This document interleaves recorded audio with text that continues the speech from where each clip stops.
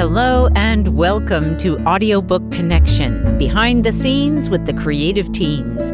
I'm Becky Parker Geist and I'm your host. Audiobook Connection is your place to learn about the audiobook creative process in discussions between the authors, narrators, producers, and post-production teams that bring them all together, as well as guests who have listened to the audiobooks and have questions for the creative teams.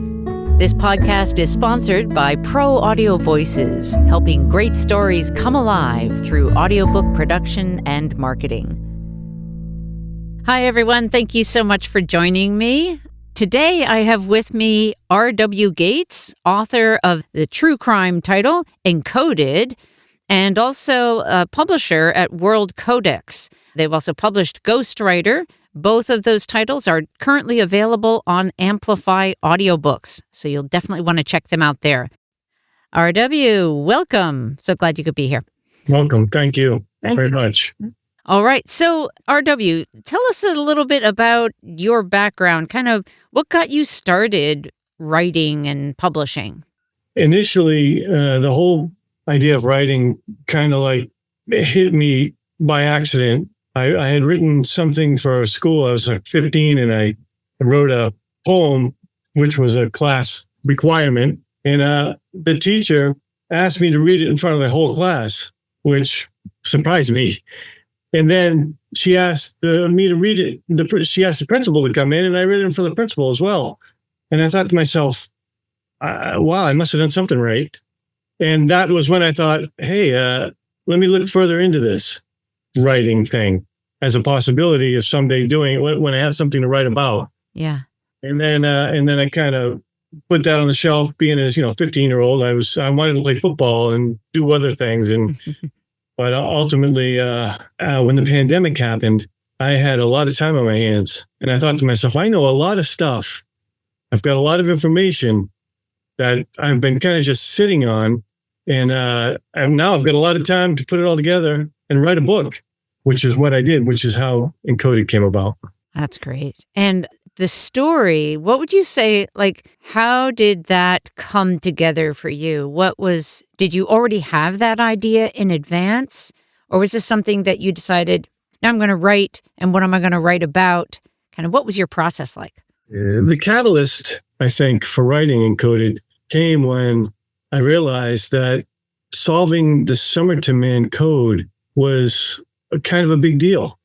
I didn't realize that it was right away. I didn't initially realize it was considered one of the world's top 10 unbreakable codes. It was number 7 over here and number 8 over there. And they said it will never be broken. And then, and I was like, wow, maybe I should write about that. That's kind of cool. Yeah. So I wrote it. Plus, in the process, because of my father and in his background, and then when my mother passed in 2016, I found a lot of stuff that I didn't know existed in a safe deposit box. She, left it, I guess. And from that, I pieced together a lot of information I didn't really know. I had bits and pieces because I lived, it was my mother and father. But as a kid, you don't really pay attention to all that stuff that's going around. Like I said, I was playing football and doing things and riding my bike and whatever. Once I get all that information, I was able to take the Somerton and then what my father had done with the Grace Cohen case and put them together in such a way that even surpassed my own imagination. I was actually shocked by what I uncovered. Yeah. Now, when you were young, were you always good at and interested in puzzles and codes and things like that? Was that something that you had a particular interest in early on? I have something in common with Grace Cohen and with the I don't want to give anything away, but the Zodiac main he was like the mastermind. The three of us all have something in common, which is related to what I believe could be related to puzzle solving and that kind of thing. This guy in the book, he had a genius IQ initially, but he was in a serious car accident with a cement truck and he sustained a head injury. and it changed his perspective. My brother was in a motorcycle accident, and he had a head injury, and it changed his perspective. And the Grace Cohen, she suffered like I did as a kid. I suffered seizures, which they thought initially were epilepsy, but it turned out they weren't epilepsy. They never did determine what caused these seizures. And ever since then, I think growing up, when I look at something or when I try to read something, I have this weird thing where I kind of look at the whole page and kind of read it. Oh, like, yeah. Interesting. Yeah. You know what I mean? And I'm like, did I just read that? And then I have to go back and read it to see if I read it. Yeah. Kind of thing. But it happens, kind of spontaneously. And I think that strange trauma that comes from some sort of head injury or seizures or that kind of thing can cause people to have an abnormal ability, in that code realm, seeing the invisible kind of thing. I don't know. The way you described that, you look at the whole page and it's like you've read it, like you've taken it in. I could see how that would connect with this idea of looking at what would otherwise, to somebody who has to read an entire, word for word, if you can look at a whole thing and take it in as a whole, how I could see how that would change the way that you're able to perceive patterns and, to decipher from having that kind of view. That's really fascinating. It's like you get a flash, like a flash, and then you're like, what was that I just saw? And then you go back and you see if the flash that you saw, that you thought you saw, is actually accurate, or you understood it correctly, or you know what I mean? It's kind of a little combination of getting those flashes and seeing it that way, and then making sure you didn't misinterpret what you saw.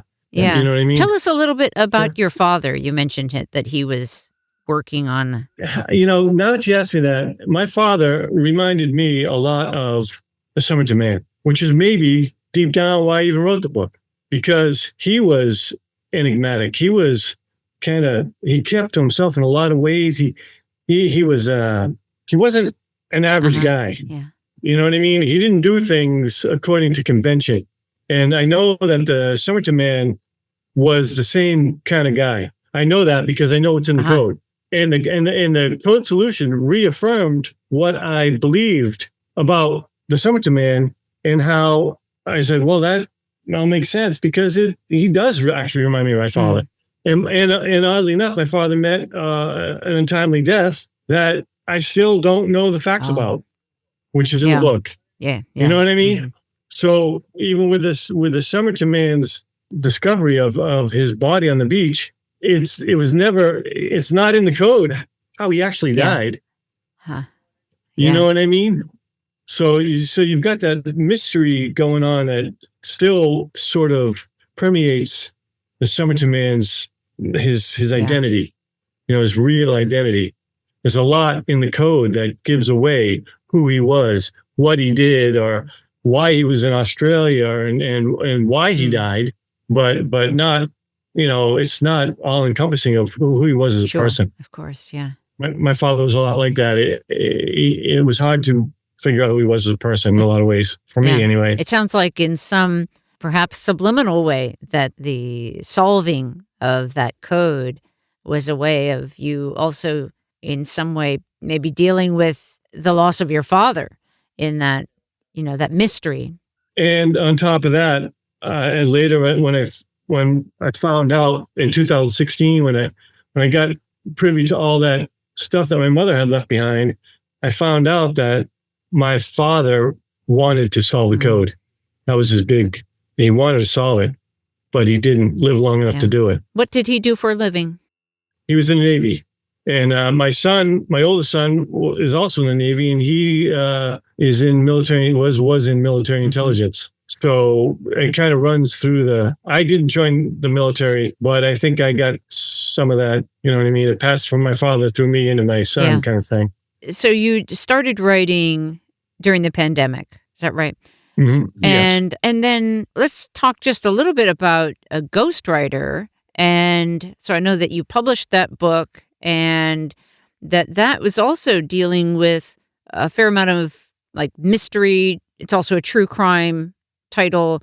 So it seems like this is this realm, these unsolved crimes, these mysteries. Do you find that is sort of a driving force in your life? Yeah, I get, you asked me that, and it makes me think about growing up, being in the Navy, moving around all Yeah. the time. It's tough for a kid. I went to 10 different schools growing up. I got bullied, because I was always a new kid and I had red hair and they make fun of me, you know what I mean? So because of that, I have this, I guess, deep-seated aversion toward bullies. You know what I mean? And when I learned what was going on with the whole Grace Cohen thing with Zodiac, and that kind of thing makes me want to show shit, kind of, if I can do it, shine a light on them and say, this is what you really are. You know what I mean? These are the people you really are. You're not this glorified thing, like people, I think it seems to me that generally we sometimes confuse the word cleverness with intelligence. Mm-hmm. To me, they're two entirely different things, right? Cleverness to me is defined as tricky. Intelligent means you kind of have the ability to make good decisions. You know what I mean? So a lot of these people that are bullies or murderers or criminals, and they're clever, but they're not intelligent. So I think I wanted to bring that out in the book. I don't know if I answered your question. I went off on a tangent there. Yeah, no, it was good. Did you find at the conclusion of writing them, did you experience, a kind of satisfaction in the solution of at least for Encoded, the solution for the code and the sort of being able to explain it and tell that story? Yeah, I guess, there's a word, historicity, that comes to mind. You asked that question. It's historical authenticity. And the Summer Domain Code, now that it's broken, is a part of historicity. That's the code. That was his code. Before that, it was a mystery. It was a thing that they couldn't solve. They couldn't figure out. Like I said, he's still full of mystery, but the code itself is now a part of history. That to me was very satisfying. You know what I mean? Because I feel like I brought that to light. Yeah. Fortunately, you know what I mean? Yeah. What would you say, what sort of like, what issues or, in terms of like the messaging of your books, your audiobooks, what would you say are kind of the issues that are addressed in these titles? It's funny you should say that, because for Encoded and for Ghostwriter, which, are their companion books. So there's a link between those two, which is very cool, because the stuff that I've seen and the dots I was able to connect with the stuff that my mother had left behind in the safe deposit box, which I didn't know about, brought back to mind different things in my childhood, which I was like, oh, I remember when that happened. Oh, yeah, that was, you know what I mean? And then when I found out this thing that connects the two books, it was very eye-opening for me. But now I forgot what your question was, darn it. But about the issues that your book addresses. The word encoded, right, would naturally, the most obvious definition would be, it's a code that's, there's a message inside of a code. But that's not really what this book's about. It's about the things that are hidden in plain sight, that are encoded by everyday life or by something as simple. I'll give you what I mean. Everybody knows who Al Capone is, right? Al Capone, the gangster. Yeah. He had a scar on his face, Scarface, right? Right. Everybody knows that.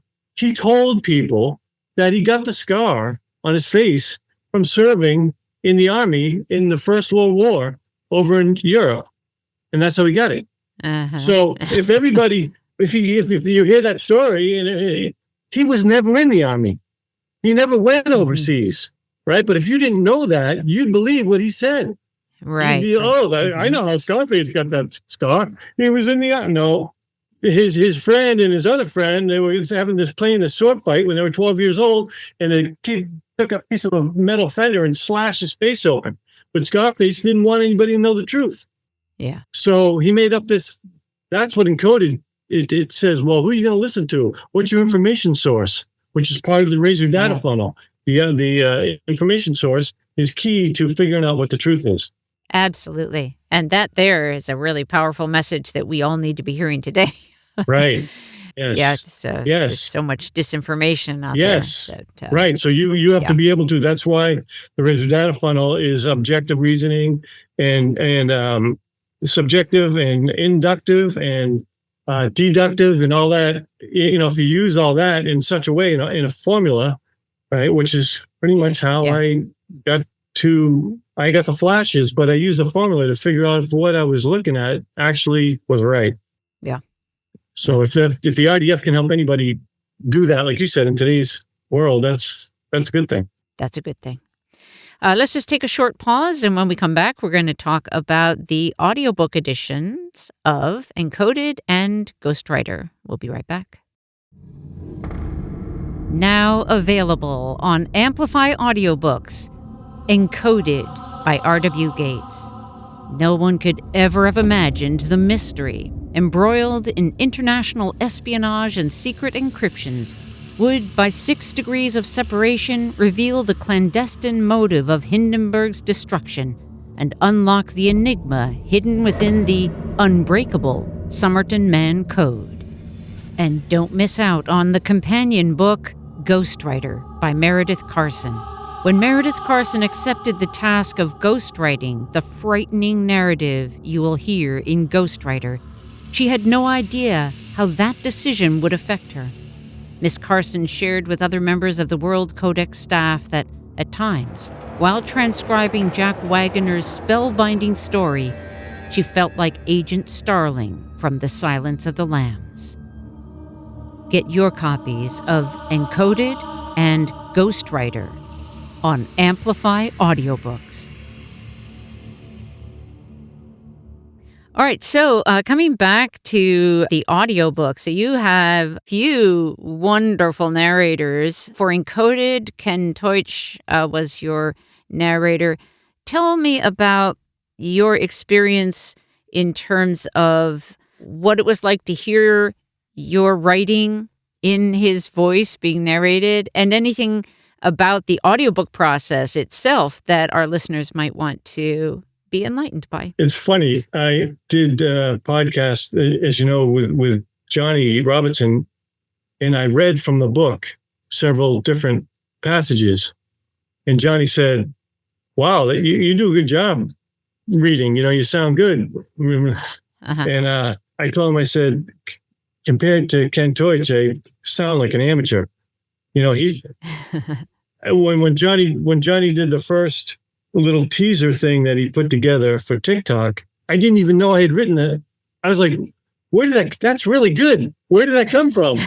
And Johnny's looking at me like, what are you talking about? You wrote that? And I'm like, oh yeah, I did write that, didn't I? Well, because the way Ken Teutsch did it was it's so good, it really is so, and I'm not just saying it really is so good, Yeah. And I'm not, sorry. No, I'm just going to give a quick shout out for another project that actually has a very similar message in terms of we need to pay attention to what truth is, as opposed to the disinformation that's being put out, propaganda that's being put out. We're currently producing Postcards to Hitler by Bruce Newberger, and it's all about the Holocaust and families and communities' survival, and not always survival through that. It's a very powerful piece. And Ken is the main narrator for Good that job. one as well. So I just wanted to give a quick shout out there. But so with Encoded, again, hearing your words in his voice, do you remember when you first heard that, and what your reaction was? Yeah, well, when we chose the narrators, the process of choosing the narrators, which was fun because you get to hear different people and different things, and that, this, and that, and which one you like, what you like about each thing. But as soon as we heard Ken Teutsch, we were like, he's it. He's a guy. You know what I mean? Yeah. He just had something very, very confident. Mm-hmm. You know what I mean? about it is about the way he reads, the way he portrays the words, and I don't know, I couldn't do it. I'm a little jealous, actually. Yeah, he's great.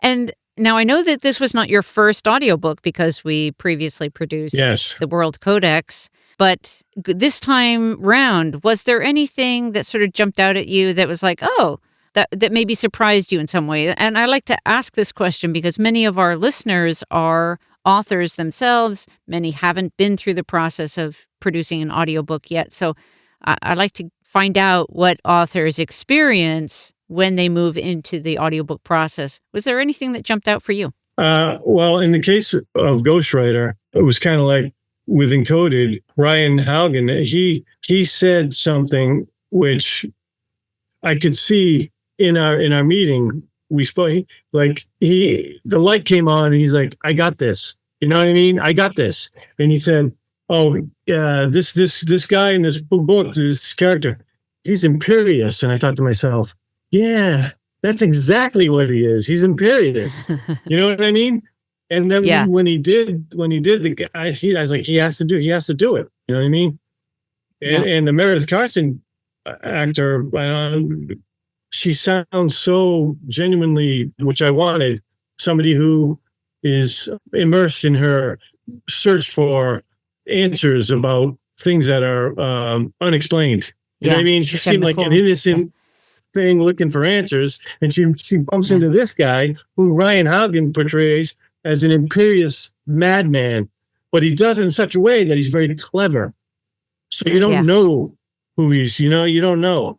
I thought that was really good. Yeah. So for Ghostwriter, for anyone that hasn't yet had a chance to listen to that audiobook, there are the two narrators, so Ryan Haugen and Jen McCool, who do that book. Is there anything you'd like to share about that choice of the two different voices for that particular book?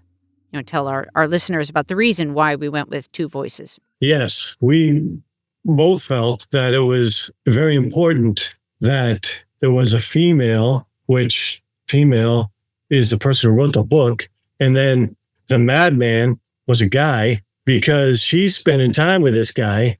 She doesn't know who he is, right? He's an information source. He's telling her, like I have it encoded, right? He's telling her, oh, I did this, I did that, I did this, I did that. And how does she know whether or not he's telling the truth or not? And then when it starts to get scary, now she's starting to wonder, who is this guy? Where it would only work with a male and a female. If there was me in the room with the guy, I'd think to myself, if he keeps pushing me, I'm going to break his neck, kind of thing. You know what I mean? But it's not the same when it's, you know what I mean? Somebody's innocent and nice or whatever.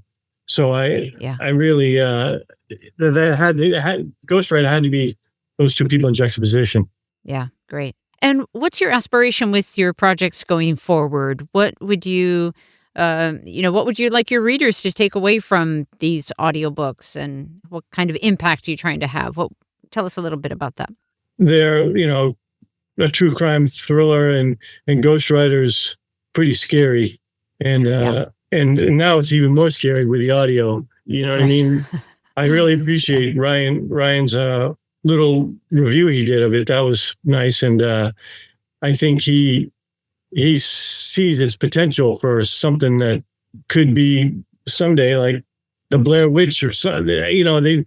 I've actually talked to different people in Hollywood about making a movie out of that. So who knows? But with those two, they're in that realm. With the other one, with the Titanic book, it's like that historical versus historicity kind of thing, where you listen to that and you can't really figure out what's going on. Did this really happen or not? And to tell you the truth, I don't even know. So, all I know is from my personal experience with the Titanic and all that, my great grandfather had a ticket to come across on the Titanic on its maiden voyage.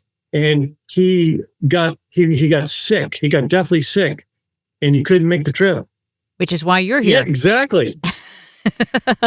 Right, and we survived, and thank God, and it all went well. But so that that holds, even though the Titanic isn't part of the mystery thing, it's probably more mysterious than the other two books in that realm. Yeah. You know what I mean? Mm-hmm. And that's a fascinating book as well, I think. The collection of poetry and short stories and pieces from the Titanic. Yeah, So, and like you said, you had multiple people reading it, and it gives it so much more life and interest. Yep. And that will be available on Amplify audiobooks as well very soon. And how can our listeners learn more about you and your writing and your work? What would be the best website address for them to find you? The World Codex is our hub, but we do have the other encodedbook.com and ghostwriternovel.com. But the World Codex is the hub, and they can go there and they can watch some videos. We got some videos about the Somerton Man. We got some Critics React reviews there, and some other information. Plus, both audiobooks are augmented with images, pictures, photo gallery. So when you listen to the audiobook, you can go to the website and see the pictures that are pertaining to wherever you're listening to. And it's set up in such a way that it's very easy to navigate. I was impressed by how good of a job she did. I can't do any of that stuff. Well, I want to, so again, to learn more, go to theworldcodex.com. And the audiobooks are available on Amplify Audiobooks. That is always your best place to get your audiobooks. So, RW, I want to thank you so much for being with me today. This has really been a great conversation. Yes, thank you very much. Thanks for joining us for Audiobook Connection, behind the scenes with the creative teams. Please take a moment to subscribe at audiobookconnection.com. The podcast is sponsored by Pro Audio Voices, helping great stories come alive through audiobook production and marketing. Learn more at proaudiovoices.com. Again, thanks for being with us, and please join us next week.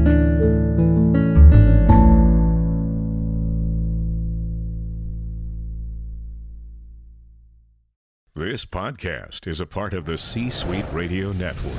For more top business podcasts, visit c-suiteradio.com.